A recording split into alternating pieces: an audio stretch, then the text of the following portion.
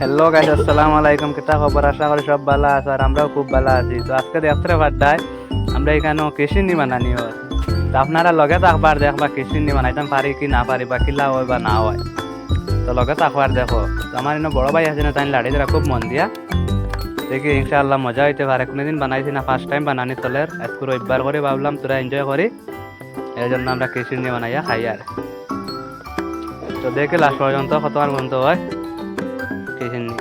তো আমি যাই আর দুধ আনা যাইতে আইতে দেখি ইয়াসিন ভাই দুধ লইয়া আইছে। ইয়াসিন ভাই, তোরা কোনটা খাওয়া যায়? কিতা কইতাম ভাই, আমি তো আর দুধ লইয়া আই গেছি লাইলা যাইয়া। দেখো ভাই, আমার আনবার জেলায় না, তুমি লইয়া আইলা, তা করা ঠিক হইল না। হইব তো, তুমি চাক লইয়া আর রাত করবো ভাই, আও না। তো এনে দুধ লইয়া আইয়া রেডি হয়ে গেছি। তো আমরা বড় ভাই আস্তে আস্তে দুধ খাটিবা, তো আপনারা দেখবা দুধ খাটিয়া ছাড়িবা। কেন আপনারা লাস্ট পর্যন্ত আমরা লগে থাকবা। সাপোর্ট করবা। ভিডিও ভালো লাগলে একটা কমেন্ট করে জানাইবা কিল্লা হইলো। এখানে একটা একটা করে সাইডটা দুধ দেবা, আর সাইড দিবি চাউলের মাঝে।